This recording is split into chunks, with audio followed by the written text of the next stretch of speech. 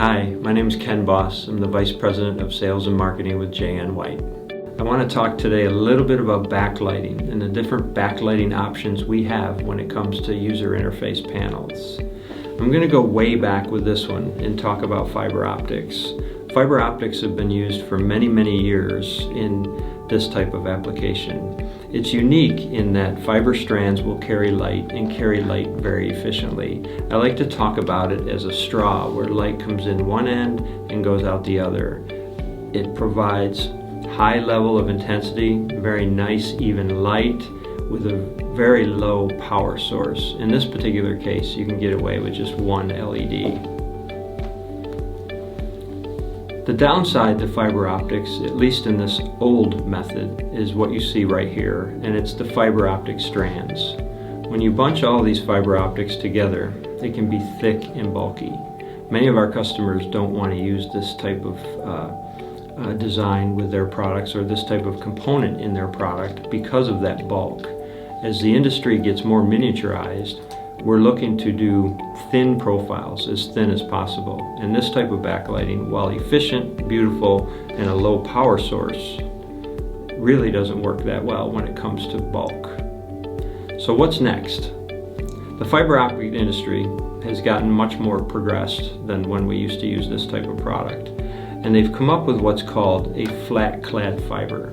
They actually take fiber optics and weave it into a pad. You can see in this particular sample, the pad is in the back here, and it's what we call a t-shirt shape, just for this particular design. It's what we've coined it, the t-shirt lighting area. The cool thing about flat clad fiber is that when it's woven in that pad, if you etch the fiber flat on the top surface, you're able to let light out exactly where you want to. So if you look at this particular sample when it's lit, you'll see the specific areas that are actually etched or flattened so that the light will come out exactly where you want it to. And it really lends to a very unique and efficient backlighting. Beautiful bright light in specific areas only to achieve what you're ultimately looking for. As that product began to go end of life, the customer came to us and they wanted us to come up with a more cost-effective solution. What we have here is a light guide layer. As you can see, it's in that same t-shirt shape as the flat clad fiber was, and this also is used to carry light. This is a product where the light will carry through the entire material itself. So what we have to do to block light is to screen print certain areas in black where we don't want light to emit. So instead of with the flat clad fiber, you're etching where you want the light to come out. In a light guide layer, you actually block with a screen printed black ink where you don't want the light. Essentially, we're able to light this particular panel with the same exact type of t-shirt shaped design with a light guide layer much more efficiently and much more cost effectively. From a brightness standpoint, as you can see from the finished sample, it's not quite as bright. And in this particular case, we had to use 5 LEDs instead of 3 that you saw on the previous sample. But this was a major cost down initiative for the customer. So the light guide layer as compared to the flat clad fiber was much more economical. So to recap what we've talked about so far, we use fiber optics, both straight fiber optics, kind of the old way, and then flat clad fiber where the fiber optics are woven and then etched to let light out to a very specific area, or light guide layers.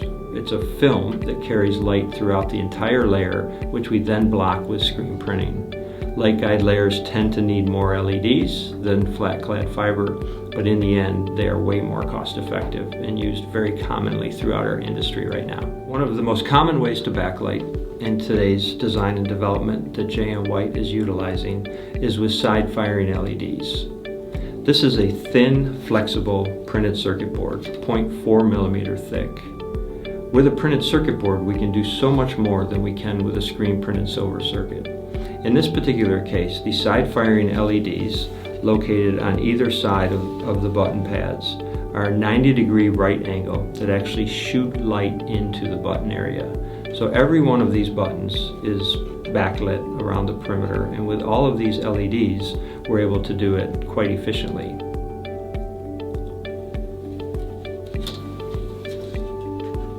The question then becomes, if you have LEDs, you often have hot spots. It's very commonly known throughout the industry.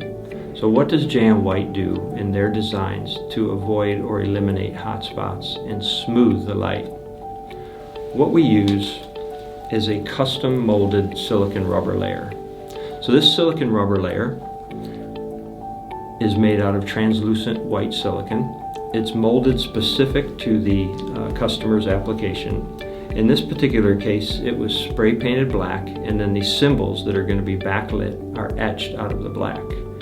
This silicone rubber layer acts as a great light pipe or light diffusing layer whenever we're using side-firing LEDs on a printed circuit board.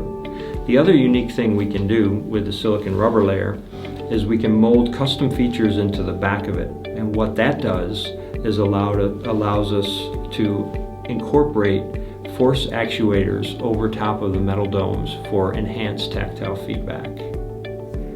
So this silicone rubber layer is then mounted on a printed circuit board, much like the sample I just showed you. And it results in unbelievable backlighting and unbelievable tactile feedback. You can see here that the lighting is very even throughout the symbols, and all you're seeing here is the top silicone rubber layer. And here in the upper corner, we've added the graphic overlay. So now you can see how we specifically light the buttons themselves. Last but not least, the cool thing about silicone rubber is you can add features in a secondary molding operation. With a functional LED like you see here, we don't want the light to disperse into the backlit button area. So what we've done here is had a custom insert black plastic piece into the milky white silicone layer so that it encompasses that LED so that the light will not bleed into the areas next to it. So in this particular case, for a functional LED, we're blocking the light around the perimeter of the LED so that it doesn't come into this arrow area that is being backlit by white light. So to summarize all of that, J&M White is incorporating backlit technology by using fiber optic, by using flat clad woven fiber optic that's been etched to let light out in very specific areas, by using light guide layers that are typically screen printed to block light, and by using side-firing LED components on thin printed circuit boards or copper flex for that matter, that are then have light pipes built in, typically with custom silicone rubber layers that also act as force actuators, providing phenomenal tactile feedback to the end assembly.